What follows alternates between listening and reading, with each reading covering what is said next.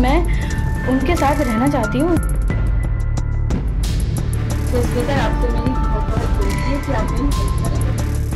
उत्तर प्रदेश के जिला बरेली में संजना से अंतरधार्मिक प्रेम विवाह करने वाले अरशद की मुश्किलें बढ़ गई हैं। पुलिस ने अरशद के पिता अख्तर को गैरकानूनी तरीके से संजना का धर्म परिवर्तन कराने के आरोप में जेल भेज दिया है। संजना और अरशद दोनों फरार हैं। पुलिस अरशद की तलाश में जुटी है। इसी बीच संजना ने एक बयान में कहा है कि उन्होंने अरशद को कबूल किया है, लेकिन उनका धर्म नहीं। संजना ने अरशद के ऊपर दर्ज अपहरण के मुकदमों को लेकर कोर्ट में एक अर्जी लगा रखी है। इसमें अरशद और उनके परिवार पर दर्ज अपहरण के मामलों को फर्जी बताया है। संजना ने फर्जीवाड़े के मामले में अपनी तरफ से मुकदमा लिखने की अपील की है। इस तरह बरेली में 3.5 महीने से संजना और अरशद के अंतरधार्मिक प्रेम विवाह पर बवंडर मचा हुआ है।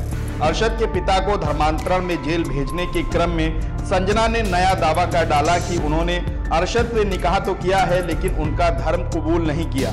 हालांकि उनका ये दावा काफी हद तक बेदम माना जा रहा है, क्योंकि इस तरह की शादियों को लेकर उलेमा का तर्क है कि बिना कलमा पढ़े निकाह संभव नहीं है। अगर कोई गैर मुस्लिम लड़का लड़की किसी मुस्लिम युवक युवती से शरीयत के मुताबिक शादी करते हैं तो निकाह से पहले उन्हें इस्लाम कबूल करना होता है, तभी वो शादी शरीयत की नज़र में जायज़ हो सकती है। अगर ऐसा नहीं होता है तो शरई तौर पर ऐसी शादियां अवैध मानी जाती हैं। दरअसल संजना 13 जुलाई को भोजीपुरा थाना क्षेत्र के एक गांव स्थित अपने घर से फरार हो गई थी। वे बीएससी की छात्रा हैं और उनके पिता होमगार्ड हैं।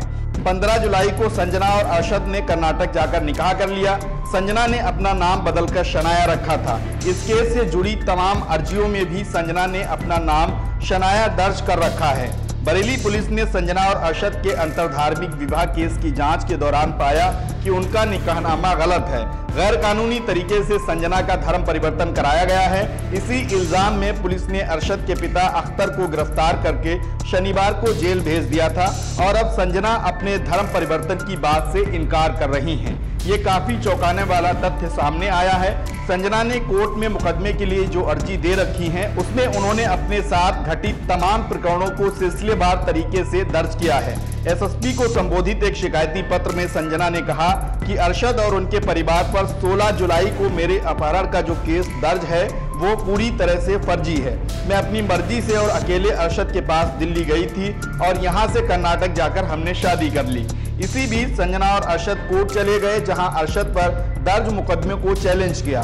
कोर्ट से राहत मिली तो संजना बरेली लौट आई और 31 जुलाई को पुलिस के समक्ष अपने बयान दर्ज कराए। पुलिस को दिए अपने बयान में संजना ने अरशद के साथ रहने की बात कही थी।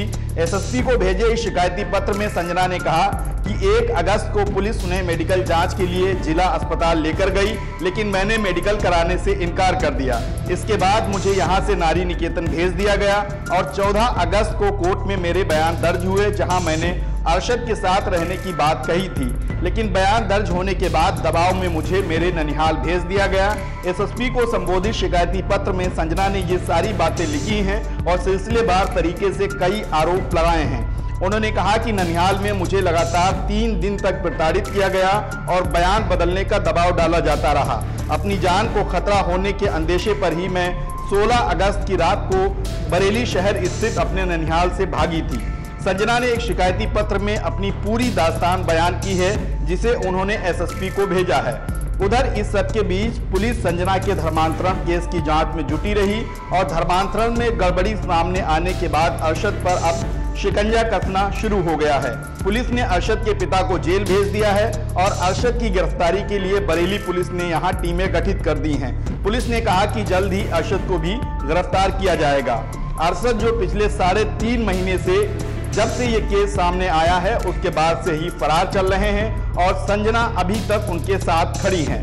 लेकिन यहाँ संजना ने अब नया दावा कर दिया है कि उन्होंने अरशद के साथ शादी तो की है, लेकिन उन्होंने अपना धर्म नहीं बदला, ना ही अरशद का धर्म स्वीकार किया है।